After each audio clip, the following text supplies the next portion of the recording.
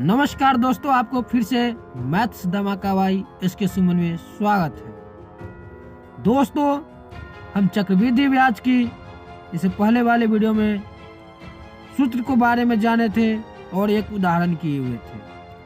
आज हम फिर से एक उदाहरण ही करेंगे। वो क्या होती है इसके बारे में हम समझेंगे। इससे पहले हम साधारण ब्याज के बारे में जाने थे। यदि आप वो वाले वीडियो नहीं देखे हुए तो आपको डिस्क्रिप्शन में प्लेलिस्ट की लिंक मिल जाएगी, आप वहां से जाके देख सकते हैं, समझ सकते हैं। चलिए, मैं बिना देरी किए हुए अपनी सवाल की तरफ बढ़ रहा हूं। मेरा सवाल क्या है वह देख लीजिए। दिए हुआ है क्या कि एक गांव की जनसंख्या प्रति वर्ष 10% बढ़ जाती है, यानी कि हर साल जो है जितना जनसंख्या होती है उसमें 10% की वृद्धि हो जाती है, यानी कि बढ़ता जाता है प्रत्येक साल। यदि इस समय उसकी जनसंख्या 8000 है, क्या है 8000, तो बोला है 3 वर्ष के पश्चात, यानी कि पश्चात कहने की मतलब यह हो जाती है कि वह 3 साल की बात कह रहा है, और पूर्व की मतलब यह हो जाती है कि वह पहले की बात कर रहा है। यहाँ पे क्या चीज लिखा हुआ है, पश्चात, यानी कि बाद में उसकी जनसंख्या क्या होगी। तो यहाँ पे जो साफ तौर पे लिख रहा है कि 8000, यानी कि जनसंख्या जो है वो मेरा प्रिंसिपल का काम करेगा, यानी कि मूलधन के काम करेगा। तो मूलधन ही मान के इसको हम बना लेंगे कितना, 8000, ठीक है। उसके बाद दर जो है क्या है मेरा 10%, यानी कि प्रत्येक साल जो है कितना बढ़ रहा है 10% वह बढ़ रहा है प्रत्येक साल। यानी कि एक साल में 100 आदमी है, यानी जनसंख्या है, तो उसके अगले साल में 110 हो जाएगी। फिर उसके अगले साल में 110 ही नहीं रहेगी, बल्कि अब 110 की 10%, यानी कि टोटल जो हो जाएगी मेरा कितना हो जाएगा, वह 111 हो जाएगी। कितना, 111 हो जाएगी। यानी कि 110 की भी क्या निकाल देंगे,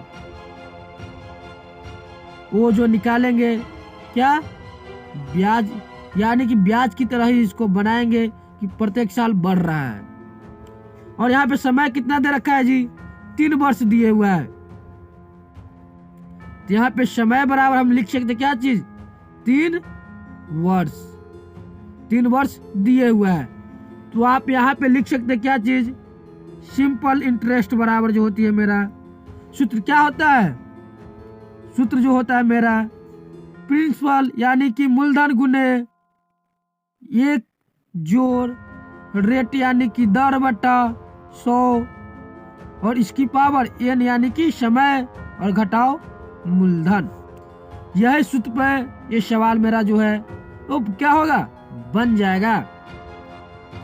तो चलिए, अब इस सूत्र में हम इसको रख ले रहे हैं। प्रिंसिपल मेरा कितना दे रखा है 8000, तो यहाँ पे 8000 लिख देंगे। उसके बाद गुन्ने 1 घटाओ दर की मान कितना मेरा दे रखा है 10%, यानी कि 10 बट्टा 100 डाल देंगे।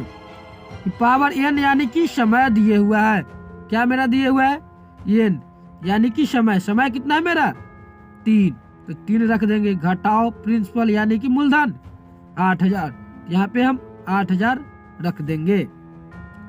उसके बाद जो होगी मेरा,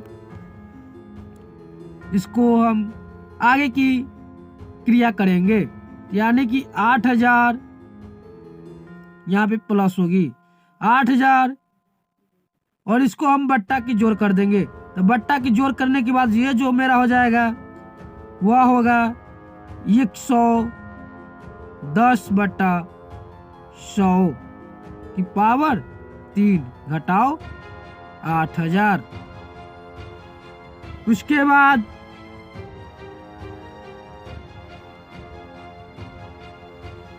जो हो जाएगा मेरा, क्या हो जाएगा, 8000 गुन्ने कितना लिखा हुआ है, 3 लिखा हुआ है, तो इसको हम 3 बार गुना करेंगे, यानी कि 110/100 गुन्ने 110/100 गुन्ने 110/100 घटाओ 8000।